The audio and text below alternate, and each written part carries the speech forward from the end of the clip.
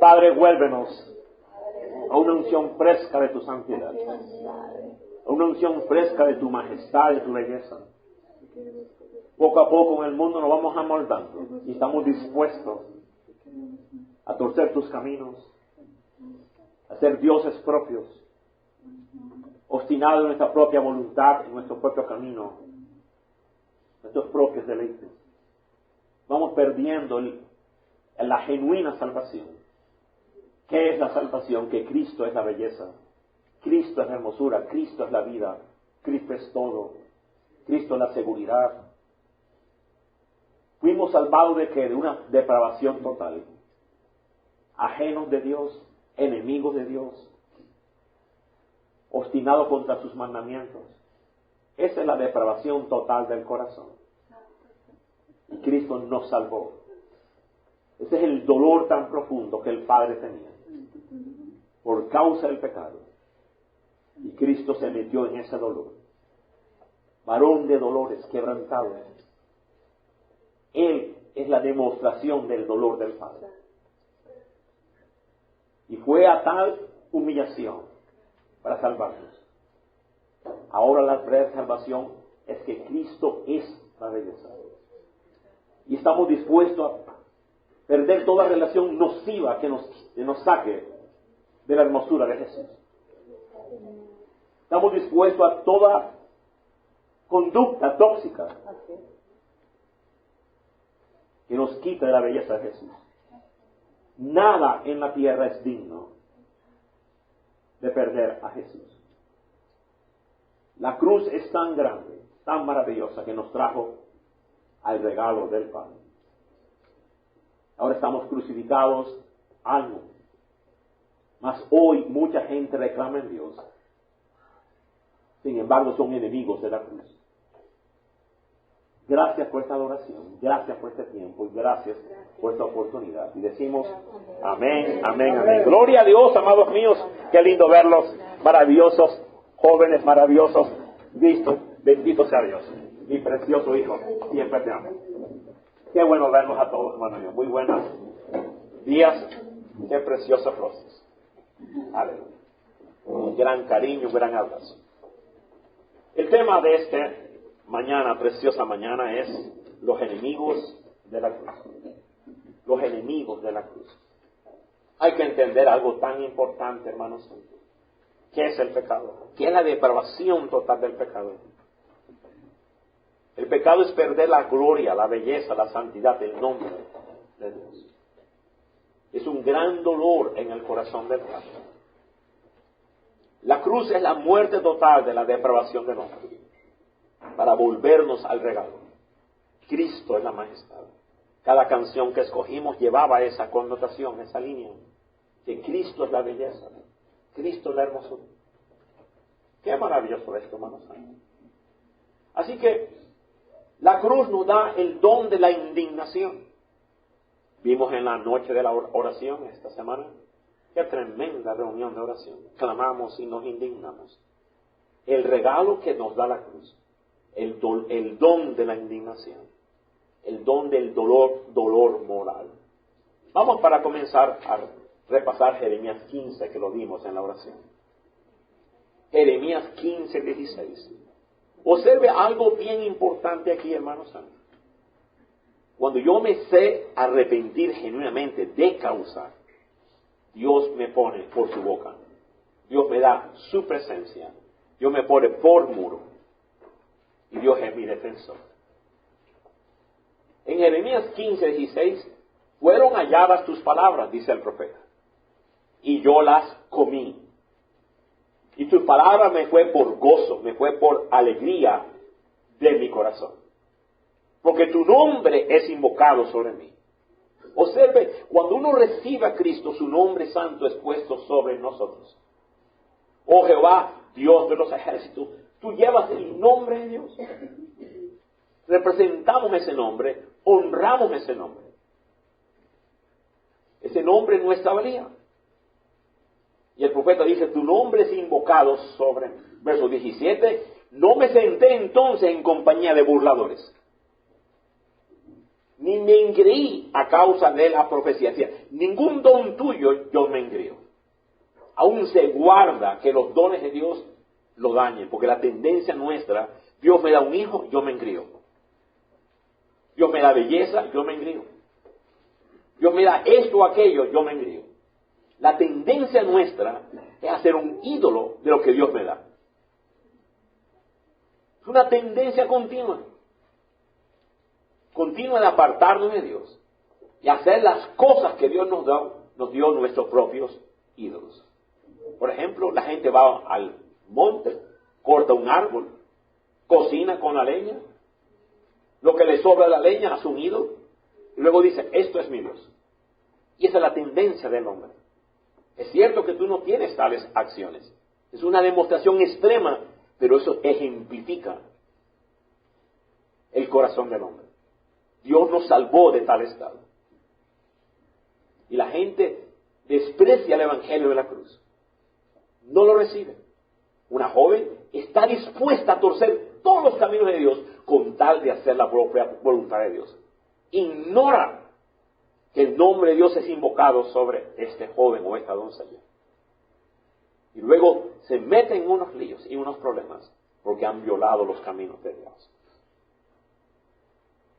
Observa, no me senté en compañía de burladores, no me engreí por tus dones, me senté solo, porque me llenaste, observa, me llenaste de indignación. ¡Qué regalo tan glorioso! Dios le había dado al profeta una sensibilidad, una percepción de la magnitud de la depravación del corazón del hombre. A eso se llama el don de la indignación, el dolor moral. Hablamos el viernes que hay una enfermedad llamada SIPA, una enfermedad común. Cuando un niño tiene esta enfermedad, los papás sufren mucho. ¿En qué consiste esta enfermedad? Es un síndrome de indeficiencia del dolor. Los nervios no registran el dolor. El niño puede meter la mano en el fuego y no siente nada. Su mano se puede estar quemando, se puede cortar, no siente nada. Yo vi varios casos en el hospital como yo trabajaba como ingeniero biotécnico. ¿Y cómo se sufre con esa enfermedad? El cuerpo no registra el dolor. Y en el espíritu deberíamos tener el sistema de indignación muy sensible. Muchos cristianos optan para que ese sistema en tu espíritu esté apagado. Nunca lo activan, hermanos míos. Dice, porque me fue perpetuo mi dolor, observa, y mi herida desahuciada no admitió curación. Serás para mí como cosa ilusoria, como aguas que no son estables. Él reconoce que el pecado por sí mismo él no lo puede resolver. Es algo desahuciado. Y por eso se humilla ante Dios y pide genuina salvación. Fue el fariseo que no reconocía su sipa espiritual. Yo hago esto, yo hago lo otro. Y hablaba consigo mismo.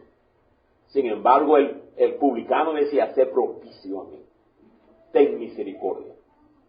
Por lo tanto, él reconocía, era sensible. Dice, es grande mi dolor y es desahuciado. Yo no lo puedo resolver. ¿Sabes, papá, que tú no puedes resolver lo desahuciado de la condición de tus hijos? Y es por eso que ahora tú te humillas. Ahora uno llora por esa condición. Porque solo Dios lo puede salvar. Ahora, observa el verso 19. Por tanto, así dice Jehová. Como el profeta reconocía su condición, tenía una profunda indignación. Así dice Jehová, si te convirtieres, yo te restauraré.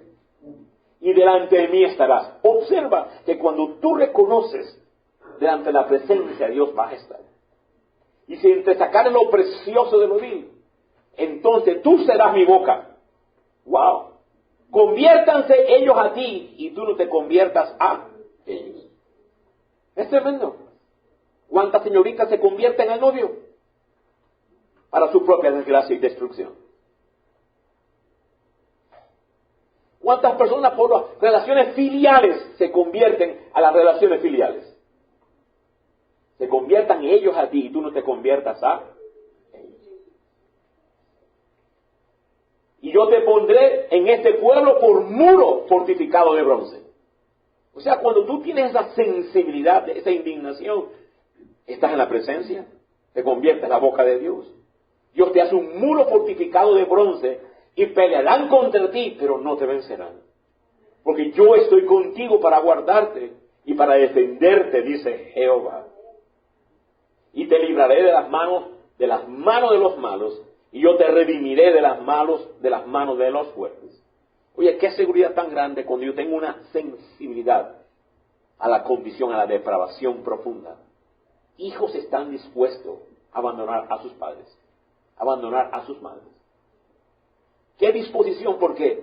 Porque son insensibles al pecado. La iglesia de Galacia, que Pablo mismo fundó, comenzó en la gracia y lentamente su corazón se fue desviando. Vamos a ver rápidamente. En Gálatas, capítulo 1, verso 6. Qué tremendo versículo que vamos a leer, hermanos míos. Pablo dice, estoy maravillado, la palabra correcta más bien, estoy sorprendido. Pablo dice, estoy sorprendido de que tan pronto te hayas alejado. Subraya esa palabra aunque la vamos a volver a ver. La iglesia se aleja por un problema tan grave, se vuelve poco a poco insensible. La iglesia de Galacia estoy sorprendido, la misma iglesia que el apóstol fundó. Dice, estoy maravillado de que ustedes tan pronto se hayan alejado. Abandonar, cambiar, transferir. Mantengamos esta palabra en mente. En griego, meta itsemi. Es decir, te sacó de la posición. Del que te llamó por la gracia de Cristo. Para seguir un evangelio diferente. Y eso es lo que hoy día abunda. Un evangelio diferente. Donde uno tiene todos los ídolos, todas las contaminaciones, todas las insensibilidades, y sin embargo se llama Dios bueno, Dios te ama. Han creado otro evangelio. Así que dejar, ignorar, abandonar, alejarse de la gracia, literalmente es alejarse de Cristo. Entendamos, mira lo que dice el verso 7, no que haya otro evangelio, sino que hay algunos que perturban y quieren pervertir el evangelio de Cristo. Ya Pablo enfrentaba esta lucha desde el primer siglo, que personas perturbaban y contaminaban el verdadero evangelio de Cristo. Así que hoy vamos a ver 3 perturbadores. 3 contaminantes de la gracia, que cambian la gracia. Y que aceptamos las cosas incorrectas como el verdadero evangelio. Vamos a ver 3 tendencias en las cuales nos dice el apóstol Judas que hay que contender ardientemente. Ahora observa el verso 8, por favor. Mas si aún nosotros mismos, o sea, el mismo apóstol, un ángel del cielo te anuncia otro evangelio diferente del que hemos anunciado, sea anatema. La palabra es fuerte y es un imperativo, sea maldito. Cuando tú escuchas, das oído a otro evangelio, te estás exponiendo a una maldición. La persona que lo produce se está exponiendo a una maldición. Hay una maldición cuando uno considera otro evangelio. Eso es serio, hermanos míos. Tú tienes que estar persuadido. ¿Entiendes el verdadero evangelio? ¿Lo comprendes? ¿Eres diligente para entender el evangelio? El apóstol dice, nosotros mismos, si te predicamos otro evangelio, sea maldito. La palabra es fuerte. Hay otras traducciones que dice, sea condenado al infierno. Qué fuertes traducciones, hermanos míos, cuando se presenta otro evangelio que daña la belleza. El evangelio, Cristo es todo. Cristo es felicidad, Cristo es dicha, Cristo es todo. Y nada compite, joven que estás aquí, entre Cristo y un novio, Cristo gana. Amén. Todo se tiene que conducir a Cristo es central. Entre Cristo y una relación, Cristo es mi derrotero. Cuando un joven pierde ese enfoque, tiene otro evangelio. Entendamos, por favor, en el evangelio Cristo es central. Cristo es todo. Tanto que es nuestra belleza. Por eso que las canciones que escogimos, no permitas que pierda mi asombro. Cuando tú vas perdiendo el asombro de Cristo, tú tienes otro evangelio. Cuando tú cantas y Cristo no es tu belleza, no tienes dicha ni pasión por la hermosura de Cristo, Cristo es otro evangelio. Entiéndase esto, por favor. Cristo nos llamó a una depravación total del pecado. Y nos pasa por la cruz para morir a ese estado, donde lo único que queda, Cristo es central. Cristo nuestro todo. Qué maravilloso esto. Observa el verso 9. 2 veces se repite la maldición, como si una no es suficiente. Como antes hemos dicho, también ahora lo repito, si alguno os predica diferente evangelio del que habéis recibido, otra vez, sea anatema. Y es tan imperativo. Sea maldito. Qué glorioso esto, hermanos santos. Toda persona que se presenta otro evangelio se expone a estas realidades. Si la pasión por Cristo se ha apagado, el asombro de Jesús ya cuesta trabajo. Si Él no es la gran dicha, entonces ciertamente te estás desviando o te has desviado. Y eso es un gran peligro en nuestros corazones. Cristo es la salvación, Cristo es el medio de la salvación, Cristo es la meta de la salvación, Cristo es la dicha de la salvación, Cristo es el asombro de la salvación, Cristo es la felicidad de nuestra vida, Cristo es la prosperidad, Cristo es la alegría, Cristo es la satisfacción. Dios te salva haciendo a Cristo tu todo. Dios Padre hizo a Cristo tu plenitud. Y te asombrarás de estos 3 enemigos de la gracia. En tu momento vamos a entrar. Entiéndase, por favor. Estoy convencido de que la única manera de conocer la plenitud del gozo de Jehová es cuando tú participas de la tristeza de Dios. Repito lo que acabo de decir. Observa, ponle un poco de mente. Estoy convencido que tú vas a participar del pleno gozo de Dios cuando tú participas de su tristeza. Eso parece contradictorio. Observa, tú acabas de demostrar, Jeremías sabía indignarse, y Dios dice, tú estarás en mi presencia, tú serás mi boca, yo seré tu muro, nadie te podrá hacer frente. ¿Por qué razón? Porque sabía tener el dolor de Dios. Mucha gente quiere gozo sin la indignación. Y te lo repito, por favor, estoy convencido que la única manera de conocer a plenitud el gozo de Dios es participando de su tristeza. Dios se entristece por el pecado, comprende esto. Dios odia, aborrece el pecado. Y los que de veras andan en la tristeza de Dios entran en su gozo. Cuando tú te dueles como Dios se duele, tú estás entrando en otra dimensión. Eso es importante, hermanos míos. Entienda esto. En los días de Noé, la palabra de Dios dice que vio Jehová la maldad de los hombres. Y eran muchas en la tierra. Y dijo que era todo destino, todo pensamiento, todo designio de los pensamientos del hombre, de su corazón, era de continuo solamente el mal. Es impresionante. Cada pensamiento era para lo malo. Y se arrepintió Jehová de haber hecho al hombre, observe, y le dolió en su corazón. Ahí hay un dolor implícito. ¿Sabe qué es dolor? Tú te dueles por las consecuencias del pecado, pero no por la causa del pecado. David cometió pecado, pero se arrepintió por causa. Dice, contra ti yo pequé. Él hizo adulterio, pero él dice, yo pequé contra ti. Esaú pecó, pero se arrepintió con lágrimas porque le dolió. Y aquí dice claramente que le dolió al corazón de Dios. ¿Sabe qué es la cruz? Cuando Cristo está molido,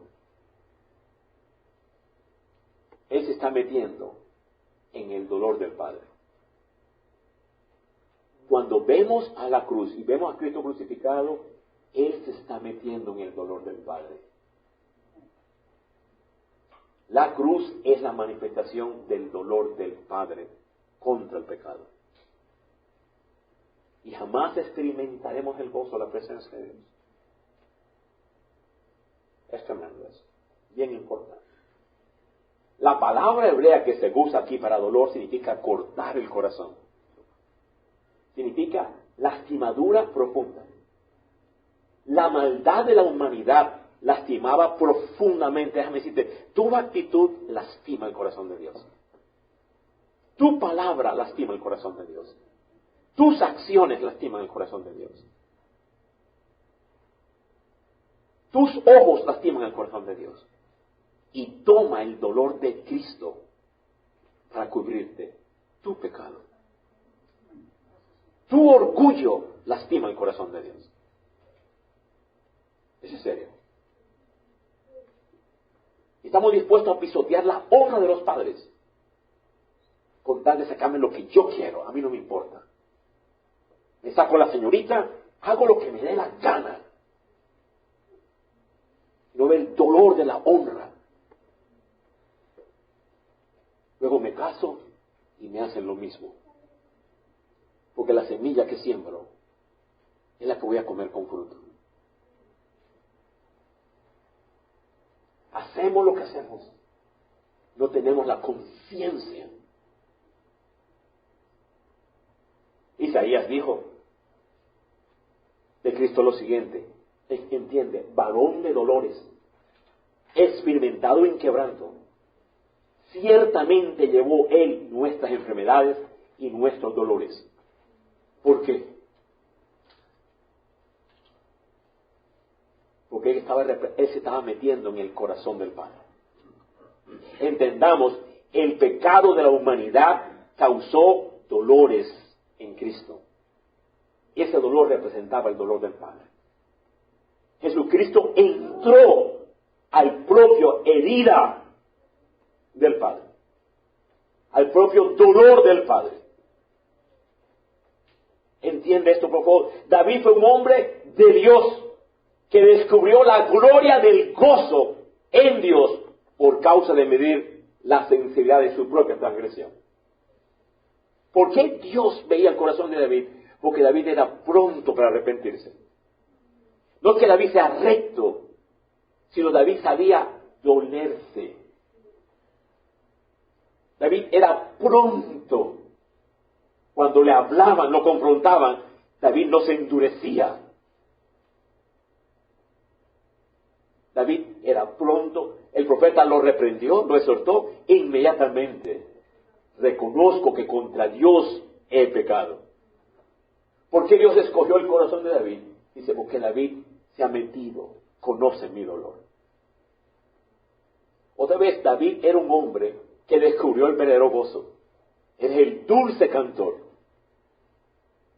Porque él se entristecía por sí y por el dolor de su pueblo. Él se entristecía por su pueblo. Él dijo, mira lo que dijo, escribió David, veía yo a los prevaricadores y me disgustaba porque no guardaban, oh Señor, tu palabra. David le disgustaba, le dolía que la gente torciera los caminos de Dios. Y lo cantó, lo escribió. En el Salmo 139, él escribió de esta manera, No odio, oh Jehová, a los que te aborrecen, y me enardezco contra tus enemigos. Mira qué dolor este hombre expresa contra el pecado. Lo odiaba, lo aborrecía. Pero en general, nosotros lo celebramos. Son nuestra compañía, lo toleramos. Esto es, David odiaba lo que Dios odiaba. David se entristecía por lo que entristecía a Dios. Y David detestaba lo que Dios aborrecía. Ahora vamos a ver rápidamente el profeta Amós. Rápidamente. El profeta Amós clama por lo reposado que está la gente. Dice, no se afligen por el quebrantamiento.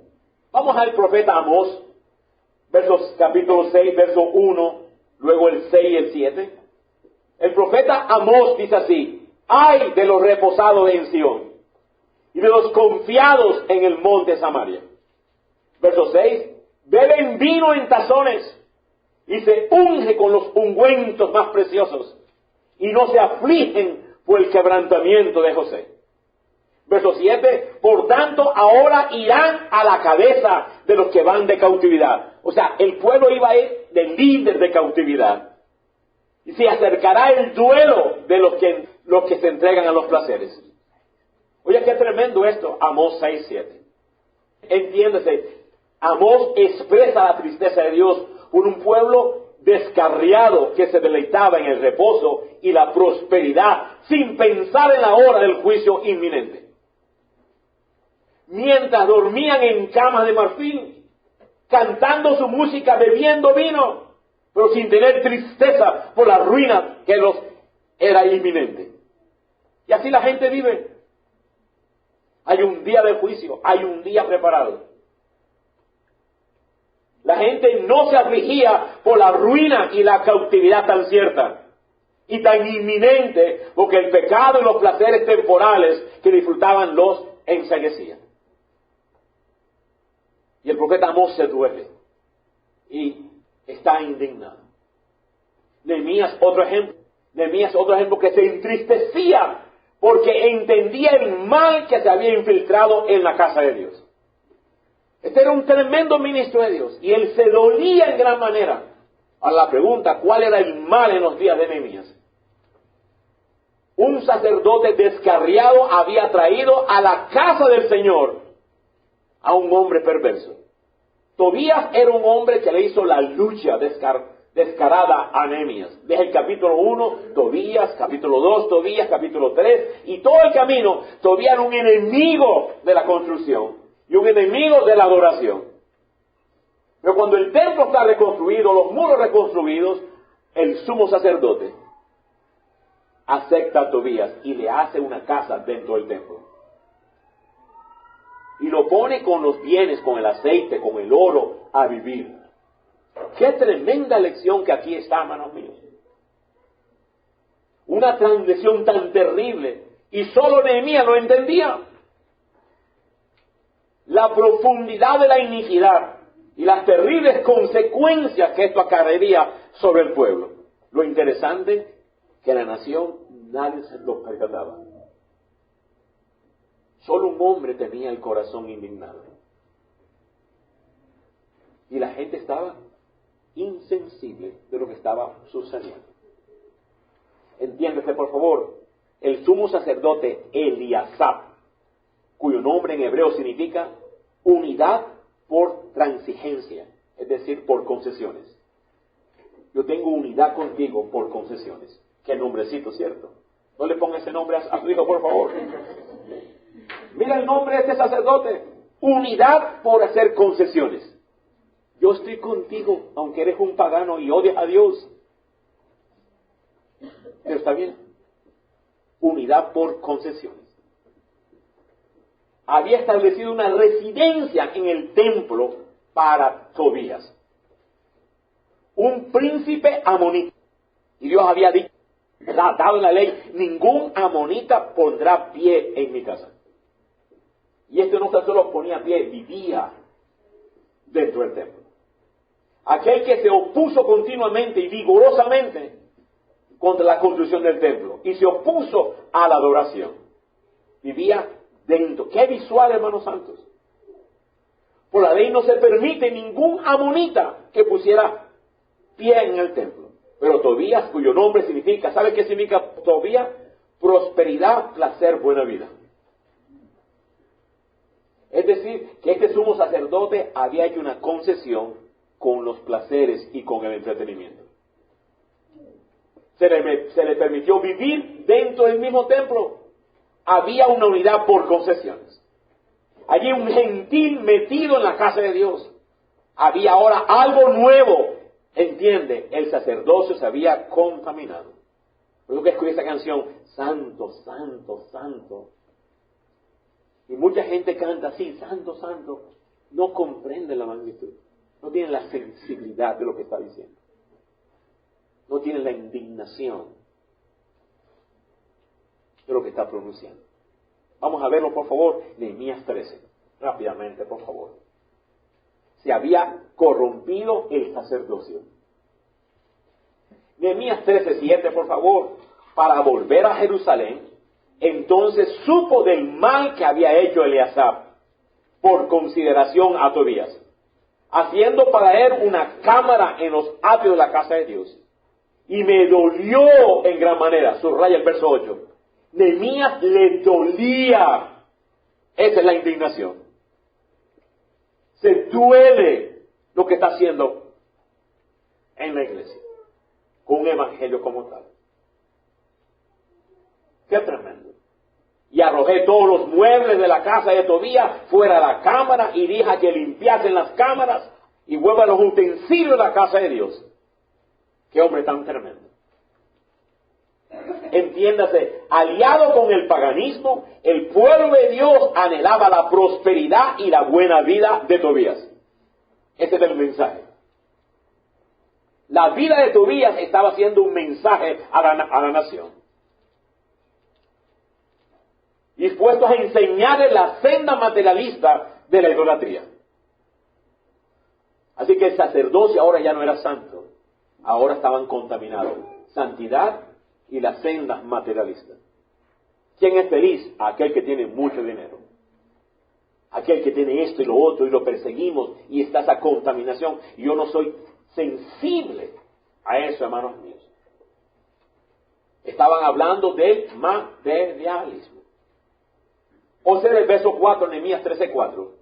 Y antes de esto el sacerdote Eliasaf, siendo jefe de la cámara de la casa de nuestro Dios, había emparentado con Tobías. El archienemigo de la construcción, el archienemigo de la adoración, el archienemigo del pueblo de Dios, ahí estaban emparentados.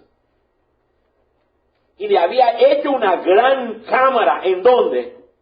Nada menos, escúchame, en el diezmo, en el vino, en el oro, los utensilios sagrados. Ahora el sacerdocio está contaminado. Entiéndase, por favor, Nehemías entendía el mal que abundaba patrocinando con un sacerdocio blando. Y estos pastores, creyentes, líderes, un sacerdocio blando contra el pecado. Lo contaminamos. Nehemías no actuaba por impulso ni tradición legalista, sino que veía con los ojos de Dios, sintiendo con el dolor de Dios. Sentía la santidad de Dios. Y él no se mezclaba con la transigencia del crecimiento canceroso del pecado que estaba en la casa de Dios. Qué tremendo, hermanos míos. Necesitamos hombres y mujeres que lloren por sus hijos, por sus hijas. Clamar a Dios. Que se duelan. Que saquen a la iglesia de esa contaminación. O que Dios nos ilumine para dolernos de esa manera. Como Nehemías, como David y como estos Amós lo hacían. Que aborrezcamos lo que Dios aborrece. Para afligirnos por el pecado. Por la mezcla con el paganismo y el cristianismo. La mezcla del cristianismo, del materialismo y la fe. La mezcla de lo temporal y lo entretenimiento por lo eterno. Que nosotros nos indignemos, hermanos míos, y que tomemos esta posición firme contra estas corrientes. Que Dios nos dé creyentes con suficiente discernimiento para comprender la profundidad del horror de las transigencias y pecaminosidad que invaden a la casa del Señor. Eso es lo que está sucediendo. Ahora observe, por favor, Pablo dice lo mismo. Son personas enemigas de la cruz. Filipenses 3:18. Acompáñenme, les espero, por favor. Filipenses 3:18. Dice Pablo que el pueblo se descarriaba. ¿Por qué? Porque está perdiendo el valor de la cruz. Y Dios está volviendo al valor de la cruz. Más y más conciencia que mi vida tiene que pasar por la cruz todos los días. Tomar la cruz diaria, hermano santo. Mi noviazgo tiene que tener el sello de la cruz. Mis relaciones, el sello de la cruz. Mi vientre, el sello de la cruz. Mi matrimonio, el sello de la cruz. Mis palabras, el sello de la cruz. Entonces me volveré saludable, fuerte. Un muro que no lo podrá vencer nadie. Vaya, vaya. Estaré en la presencia de Dios. Me volveré su boca. Qué tremendo eso. Observe Filipenses 3:18. Porque por ahí andan muchos, no pocos, de los cuales os dije muchas veces. Y aún ahora lo digo como llorando. Se indigna que son enemigos de la cruz de Cristo. El apóstol llorando dice, y se lo dije muchas veces, el fin de los cuales será perdición, cuyo Dios es el vientre y cuya gloria es la vergüenza, y que solo piensan en lo terrenal. Mas nuestra ciudadanía está en los cielos, de donde también esperamos al Salvador y Señor Jesucristo. Otra vez, son enemigos de la cruz. Y tú tienes que tener una sensibilidad, una indignación. Vamos a ver otro ejemplo rápidamente. Roboam es el hijo de Salomón. Salomón se fue contaminando lentamente. Pero por causa de David, Dios nos trae juicio sobre Salomón, sino en los tiempos de su hijo Roboam. Viene un rey de Egipto llamado Sisac. La Biblia no te da información por gusto. Invade a Judá y roba los tesoros. Salomón había hecho escudos delante del templo de oro puro, radiante. Oro puro, la justicia de Dios, la presencia de Dios. Sisac llega y saquea todo el templo. Todo el templo. ¿Qué hace Roboam? Coge bronce y lo brilla bien. Y los pone en la puerta del templo. Lucen como oro. Tiene una apariencia de oro. Qué tremendo eso, hermanos míos. Vamos a verlo. Segunda de Crónicas 12:9. Y tomó los escudos de oro que Salomón había hecho. El verso 10. Y en lugar de ellos hizo el rey Roboam escudos de bronce. ¿Por qué, hermanos santos? Así que el enemigo se llevó los escudos de oro. Esto nunca hubiese sido posible si Israel no hubiese estado adorando y haciendo concesiones con ídolos. Así que Roboam los reemplazó con bronce. Haciendo ¿qué cosa? Una pantalla. Una imagen nada más. ¿Entiende? La pobreza y vergüenza había llegado. Pero ellos estaban haciendo una pretensión. El evangelio de oro se había reemplazado por el evangelio de bronce. Se puso escudos de bronce porque el bronce bien pulido luce como el oro. Puede brillar y luzca parecido como la sustancia es diferente. Ya no había la esencia. Ellos eran pobres, yo no estaba allí, pero ellos querían lucir. Todo está bien. Sin poder, sin vida, sin amor. Y todo está bien. Sin pasión. ¿Cuál es el mensaje aquí, hermanos míos? El escudo representa la fe. Es el escudo de la fe que se nos manda a tomar.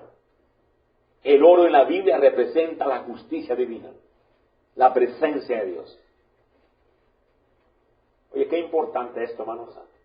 Así que el enemigo quiere quitar el escudo de la justicia por la fe y reemplazarlo por las pretensiones de pantalla.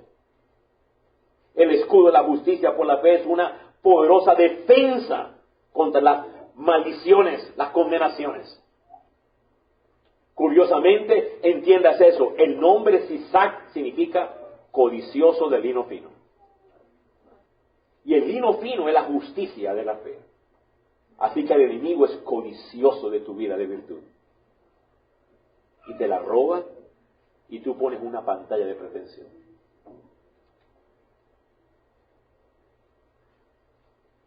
Por eso se nos llama contender ardientemente. Dice el profeta Judas, vamos al libro de Judas, por favor, y allí nos vamos a quedar. Este es el último pasaje. Vamos a desglosar. El hermano natural, el hermano menor de Jesús, llamado Judas, nos escribe esto. Judas capítulo 1, verso 3. Dice amén cuando lo tenga, por favor. Judas 1:3 dice, amados, por la gran solicitud que tenía de escribiros acerca de nuestra común salvación. Yo tengo una gran solicitud, tengo un gran empeño. Me ha sido necesario escribiros exhortándoos para que contendáis ardientemente por la fe, que ha sido una vez dada a los santos. Porque algunos hombres han entrado encubiertamente, lo que desde antes habían sido destinados para esta condenación. Hombres impíos que convierten en libertinaje, convierten en sensualidad, dice otra traducción, la gracia de nuestro Dios y niegan a Dios, el único soberano, y a nuestro Señor Jesucristo. Entiéndese, cuando se quita la verdadera gracia, se quita el oro, se pone una pretensión de bronce. Y se cae en libertinaje. Ya no es gracia, ahora se llama libertinaje. Y se coquetea con el mundo, se contamina con el mundo. Y se vive con el mundo. Y se tiene esos ídolos. Porque la gracia es el poder para la verdadera santificación. Continuamos, por favor, abre la Biblia, porque es importante, hermano santo. ¿Qué estaba pasando en los tiempos de Judas? Algunas personas se habían infiltrado para pervertir la gracia, con sensualidad, y negar la soberanía de Dios. Observemos, es un evangelio de los esfuerzos del hombre, una pantalla de bronce, hermanos santos. Ahora observe el verso 10, por favor. Pero estos blasfeman en cuanto cosas no conocen, y en lo que por naturaleza conocen, se corrompen como animales irracionales. Hablan sin entendimiento, corrompen el evangelio, creen que conocen. Verso 11, y allí nos quedamos. Ay de ellos, y aquí están las tres contaminaciones. Una se llama Caín, la otra se llama Balán, y la última se llama Coré. Dice, ay de ellos, porque han seguido el camino de Caín. Esas son las corrientes que hoy día se siguen. Segundo, se lanzaron por lucro en el error de Balán. Y tercero, perecieron en la contradicción de Coré. Hoy por hoy, tú vas a 10 años a una iglesia, no conoces ninguno de esos nombres. No conoces en profundidad lo que se está hablando. Por eso requiere la diligencia de una persona sensible a la santidad de Dios. El profeta Judas simplemente declara los nombres porque sabe que el lector conoce profundamente. En cada nombre perfectamente nos podemos quedar 2, 3 reuniones para estudiar la profundidad de lo que él dice del perfil de Caín, del perfil de Balán y del perfil de Coré. No nos vamos a profundizar mucho, voy a ir por encima. Vamos a ver estas 3 contaminaciones. ¿Qué significa el camino de Caín? Si es un camino, es una conducta. Si es un camino, es una forma de vivir. ¿Cuál es el camino de Caín? ¿Cuál es la conducta de Caín? Que se ha infiltrado. Dice Judas, se han infiltrado. Dice, tú tienes que contender ardientemente, fervientemente, contra este camino de Caín. Algunos quizás sepan que Caín era el hermano de Abel. El camino de Caín es una conducta. Él fue el primer asesino en la Biblia.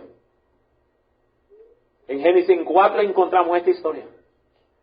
Y significa que todo impío va a querer matar lo que es piadoso. Cásate con un hombre con un corazón, palabra de piedad, sin el corazón de la piedad. Y prepárate, porque te va a matar la fe. Va a matar tu destino. Va a matar tu propósito. Hoy día te ama, mañana te enseñorea.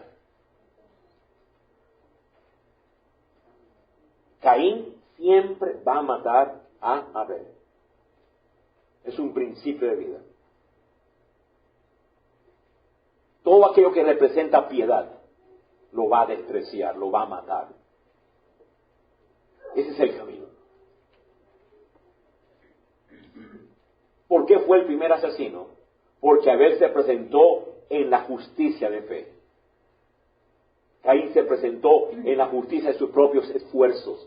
Yo soy recto. Dios tiene que aceptarme. Entiéndese, Caín presentó lo mejor de su trabajo. Caín era labrador de hortalizas. Y él trabajó duro, preparó buena, la mejor zanahoria.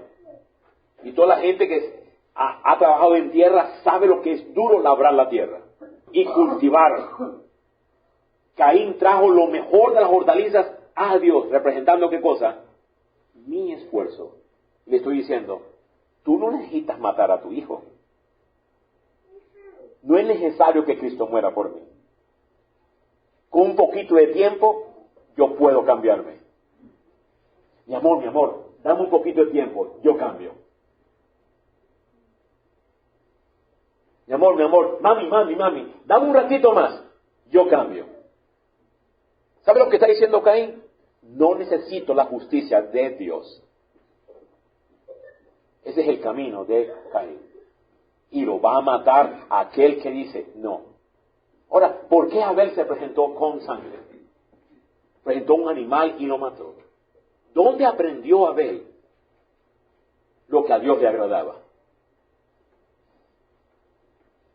¿Qué predicador le dijo a Abel? Y de hecho Caín también sabía. Entiéndase, cuando Adán y Eva pecaron, ellos hicieron vestidos de ropa fueron los primeros diseñadores.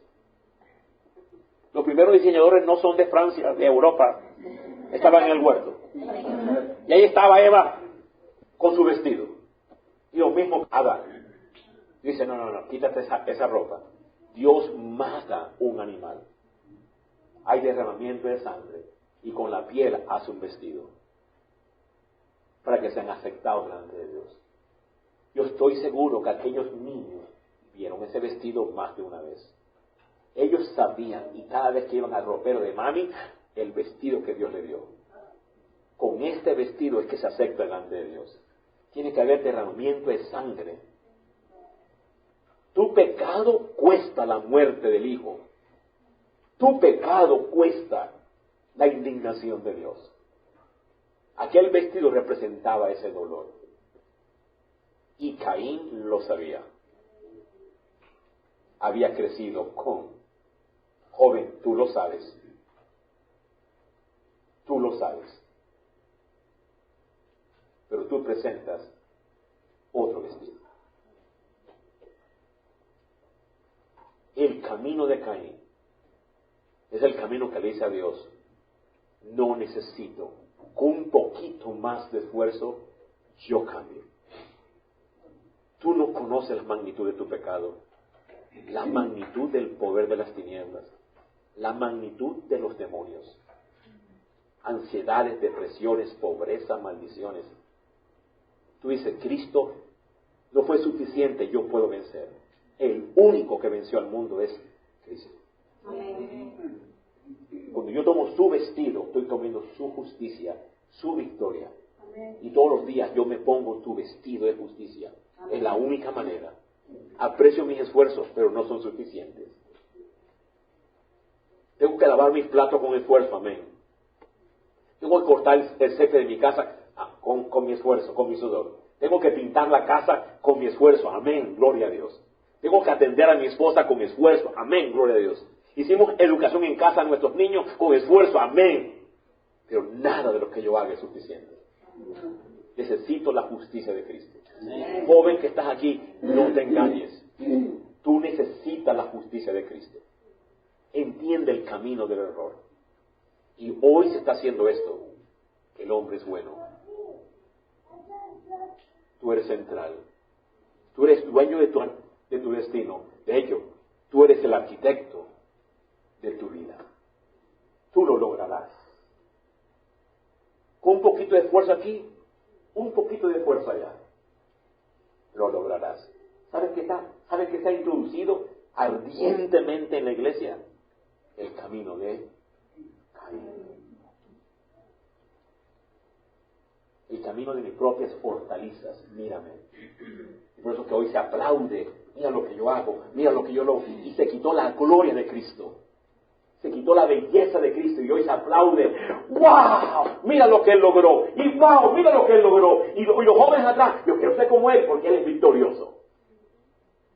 Y se quitó la gloria, la centralidad de Cristo.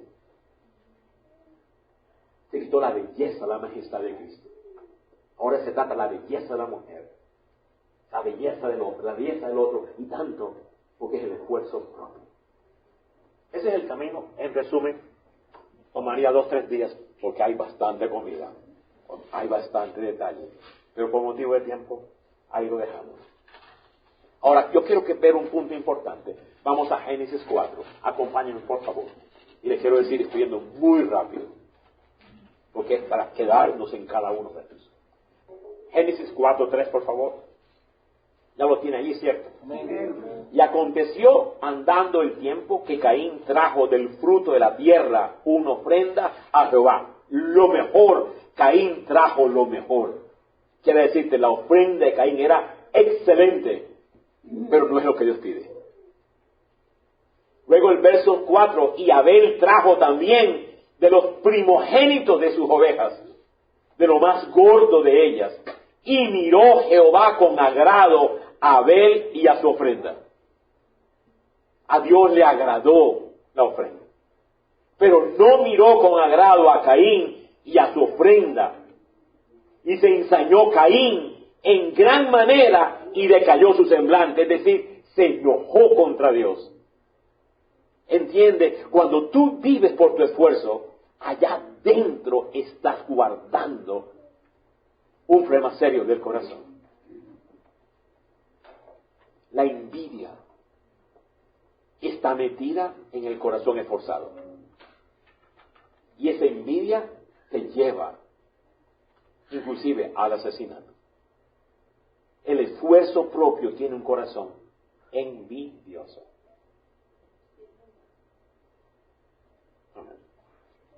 Ahí vemos claramente esto, hermano.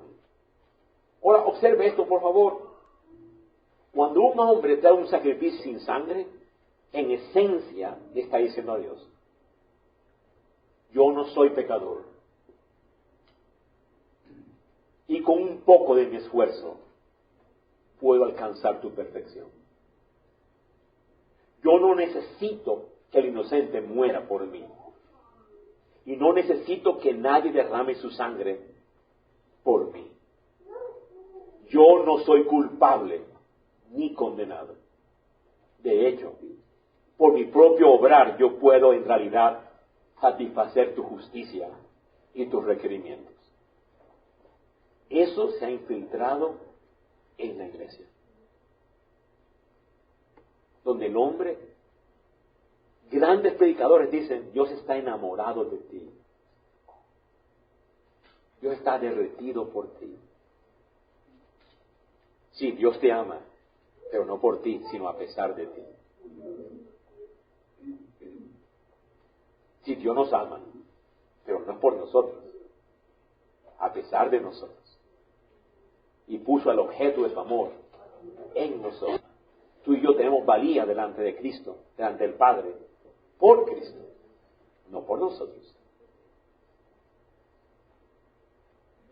Y hoy por hoy las canciones son centradas en el hombre, emocionadas en el hombre, sentimentales en el hombre.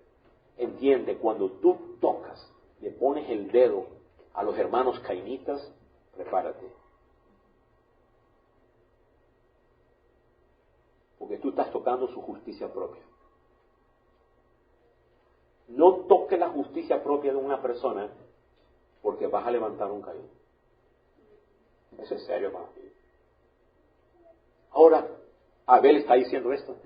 Cuando Abel trae la sangre, mira lo que está Abel diciéndole a Dios. Yo soy un pecador. Y si este cordero no es mi suficiente sustituto, yo soy hombre muerto. Ahora yo pongo mi mano sobre este cordero limpio y sin mancha. Mis pecados son transferidos al cordero y la perfección del cordero es transferida a mí. Este cordero toma toda mi transgresión y yo tomo toda la perfección. Este cordero es sacrificado y yo regreso libre y bendecido.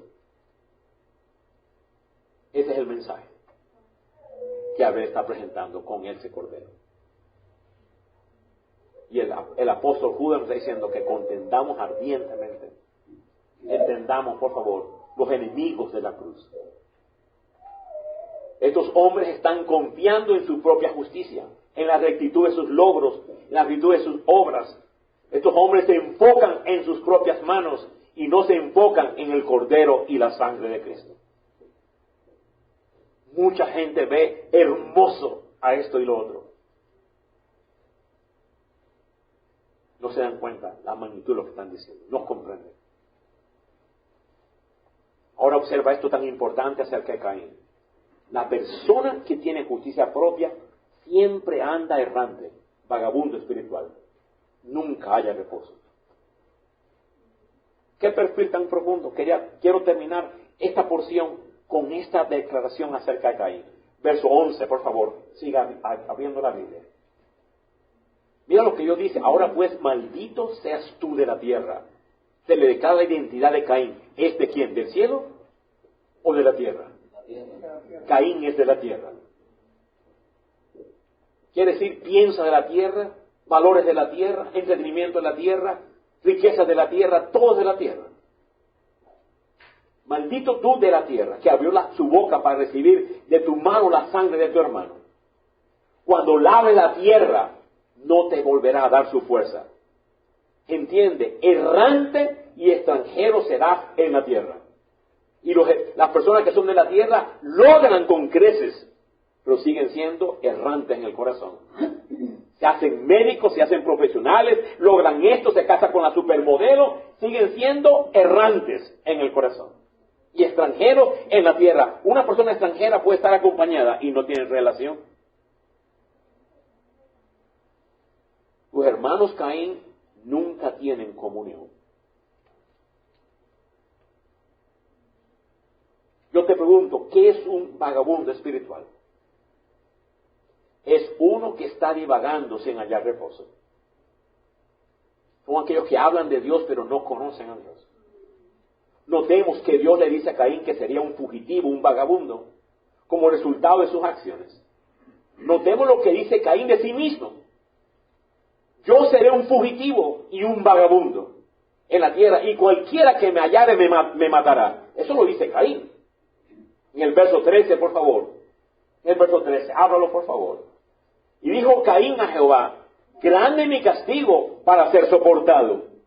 He aquí que me echas hoy de la tierra, y de tu presencia me esconderé, y seré errante y extranjero en la tierra, y sucederá que cualquiera que me hallare me matará. Siempre hay conflicto con los hermanos Caín. Con cualquiera está peleando. ¿Dónde va? Lleva el conflicto. Siempre hay contienda. Nunca hay comunión y nunca hay reposo. ¿Qué castigo tan grande?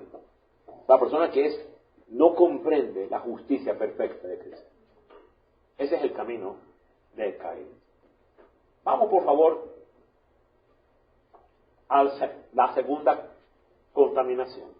que Judas nos advierte. La segunda tendencia nociva, se lanzaron por lucro en el error de Balaam, por ganancia. ¿Quién es Balaam? Balaam era un vidente,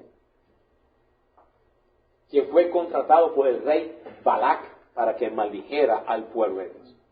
Otra vez, Balaam era un vidente, era como un profeta. Y fue contratado por este rey para que maldiga al pueblo de Dios. Y llegan por primera vez a Balaam con grandes bienes, mensajeros con muchas riquezas. Vamos rápidamente. Porque ¿cuál es el camino de lucro de Balaam? Balaam ve los mandamientos de Dios como restricciones y como limitaciones que le detienen de su lucro. En él vemos la codicia. Y hoy el evangelio se ha mercantilizado. La gente se mete a pastor por la codicia. Se mete por la maldad. Ahora, el primer error de Balaam es pensar que se puede maldecir lo que Dios declaró bendito. Entiéndase, vinieron los mensajeros, le trajeron bienes, y dice, voy a consultar a Dios. Y Dios le dice, ¿por qué mantienes a esas personas? ¿Por qué los entretienes? Ya tú deberías saber la respuesta. No tienes ni que venir a mí, no tienes ni que preguntarme a mí, ¿por qué los entretienes? ¿Qué es serio esto, hermano? Vamos por favor a número 22. ¿Por qué estás entreteniendo el pecado? Tú conoces a estas personas, ¿por qué los estás entreteniendo? Ellos querían hacer daño al pueblo de Dios. ¿No es mi respuesta obvia? No tienes ni que orar. ¿Por qué estos presentes ciegan tu entendimiento? Estos mensajeros trajeron presentes, trajeron bienes. En el verso 9, número 22:9, y vino Dios a Balaam y le dijo, ¿qué varones son estos que están contigo? O sea, ¿por qué estás entreteniendo a estas personas? ¿Por qué haces relaciones, fiestas con ellos? ¿Por qué los entretienes? Verso 12, entonces dijo Dios a Balaam, no vayas con ellos. ¿Está claro, hermanos amigos? No había ni que consultar, y sin embargo Dios dice, no vayas con ellos, ni maldigas al pueblo, porque bendito es. Sin embargo, Balaam dice, con un poquito de dinero se puede cambiar. Balaam piensa que se puede maldecir al pueblo que ha sido bendecido. Balaam piensa que se puede hacer daño a aquello que Dios ha redimido. ¿Por qué? No vayas. Está clara mi voluntad. Ese pueblo no lo puedes maldecir. Está clara la voluntad de Dios. Ahora observe el camino de la codicia. Verso 13. Así Balaam se levantó por la mañana y dijo a los príncipes que habían venido con presentes, volveos a vuestra tierra, porque Jehová no me quiere dejar ir con vosotros. ¿Te das cuenta? No es que yo quiero, pero es que Dios no me deja. Y así sucede. Yo quiero, pero mi mamá no me deja.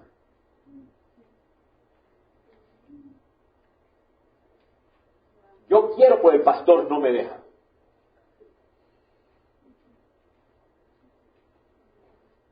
Ese es el camino de Balaam. Pensar que se puede corromper lo que no es corrompido. Lo que no es corrupto. Pensar que puedo torcer aquello que no se puede torcer. Yo quiero, pero no me deja Dios. ¿Cómo está presentando Balaam a Dios? Como malo. Repito, yo quiero ir, pero él no me deja. Es lo que estaba diciendo Balaam. Él veía el mandamiento como obstáculo, como restricción. Mi amor, yo me quiero casar contigo, pero mi mamá no me deja.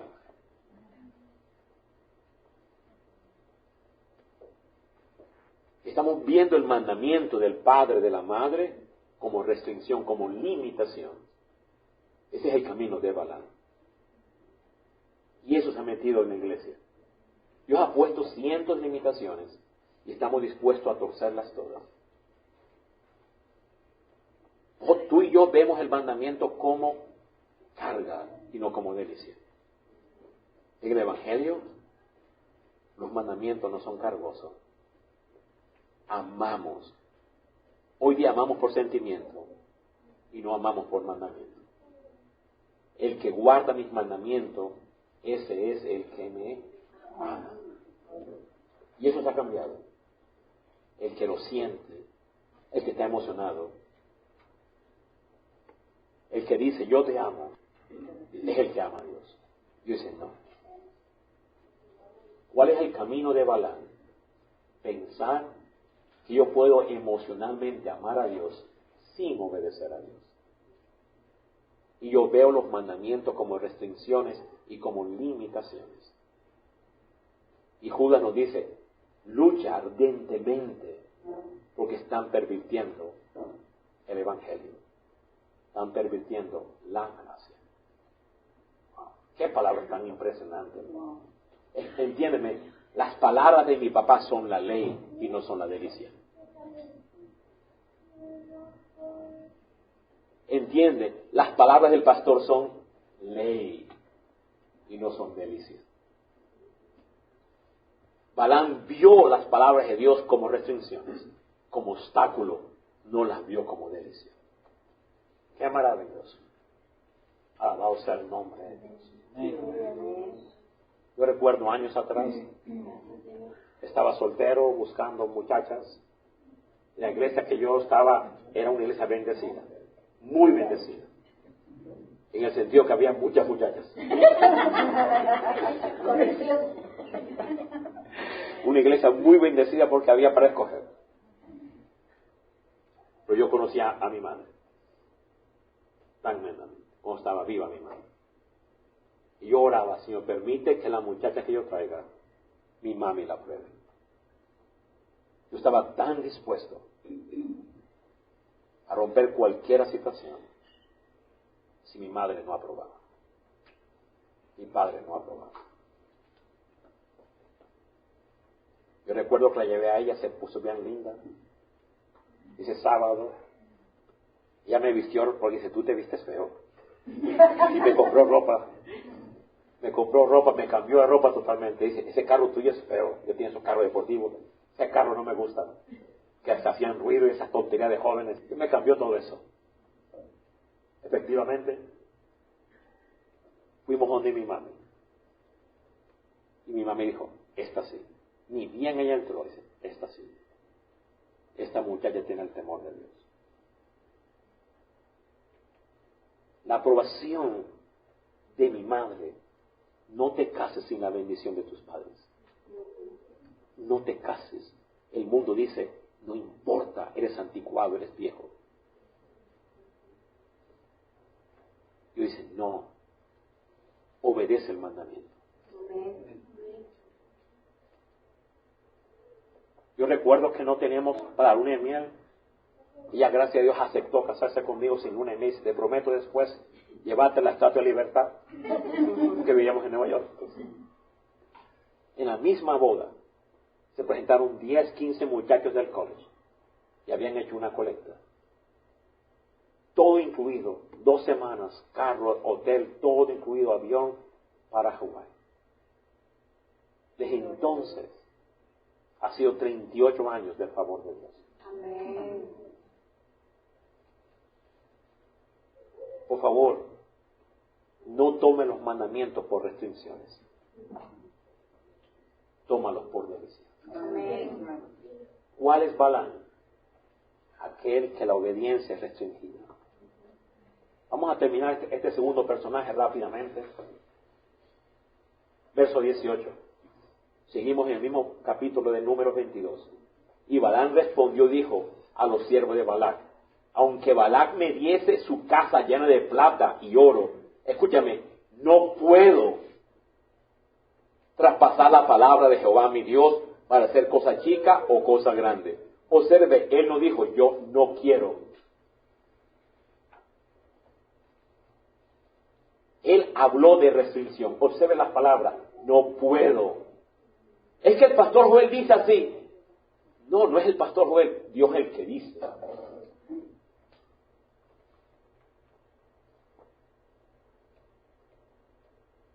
Cuando dices, es que Dios no me deja, tú estás presentando a Dios malo.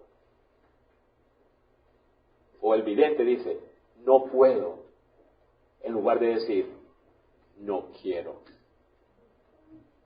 Y observa, aunque me des tu casa llena de oro, no iré. En el siguiente versículo le dieron la casa llena de oro. Y sí fue. ¿Dónde murió Balaam? Murió con Balac.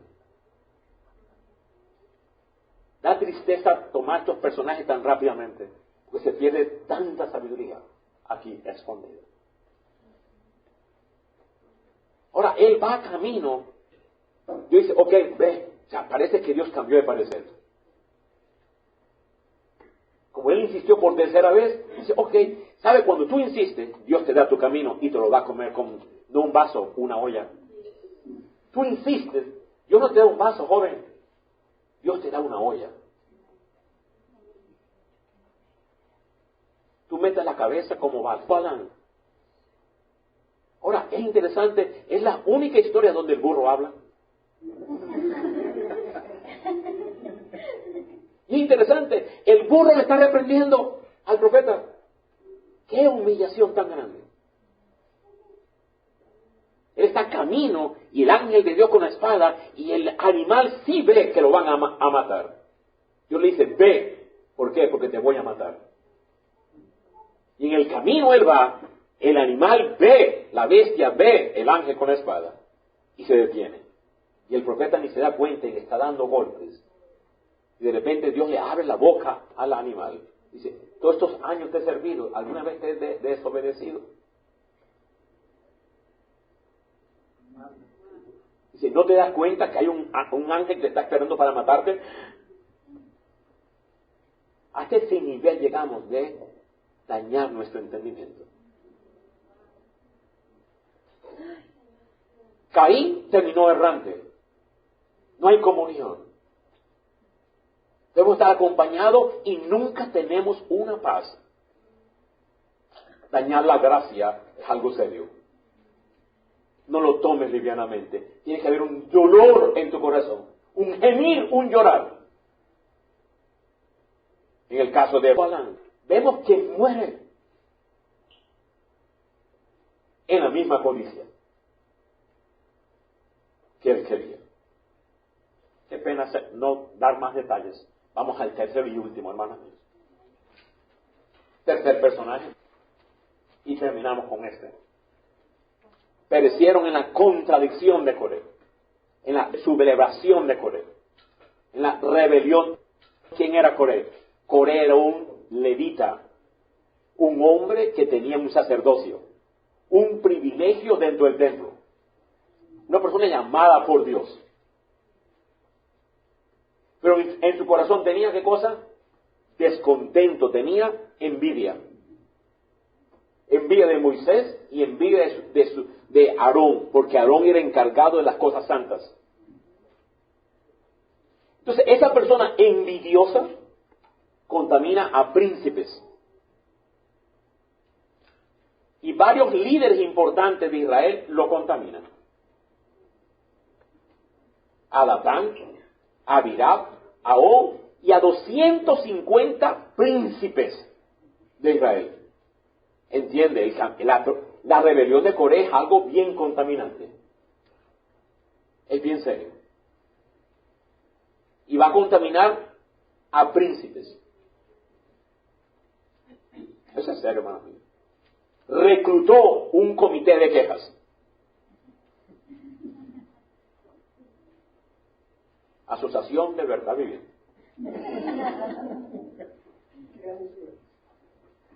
Es una irresurrección. Qué cosa tan terrible este camino de Coré. Ahora ellos presentaron 3 quejas, rápidamente. Primera, tú no eres mejor que otro. Le estaban diciendo a Moisés y a Aarón.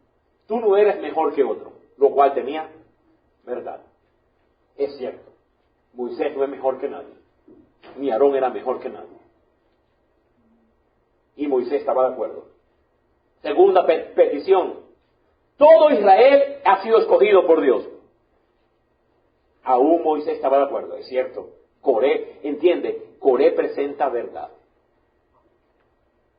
pero es errado en sus conclusiones. Tercer, y es el grave error, no necesitamos obedecerte, porque Dios nos ha escogido a nosotros. Y Moisés estuvo de acuerdo, sí, yo no soy mejor que nadie, todos somos escogidos. Pero resulta que Dios sí escoge.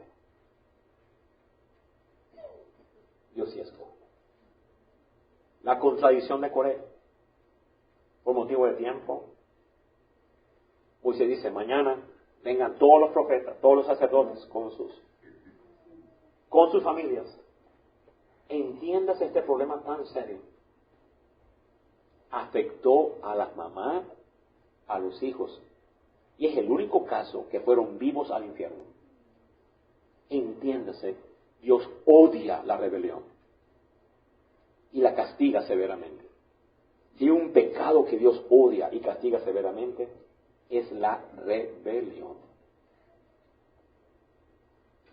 La tierra se abrió y con todos los animales, con todos los hijos, sí afecta a los hijos.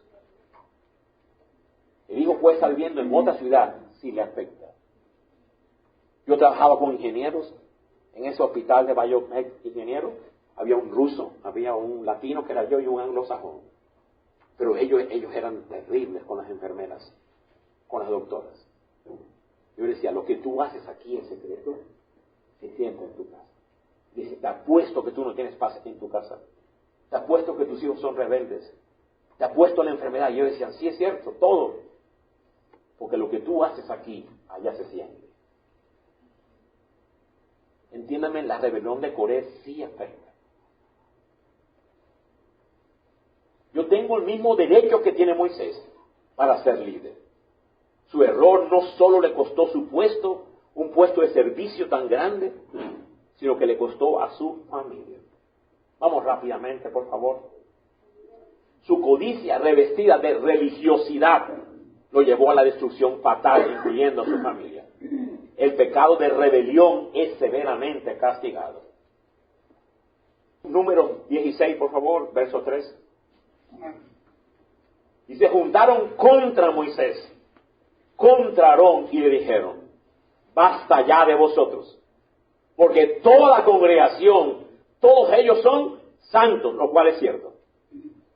Y en medio de ellos está Jehová, lo cual es cierto.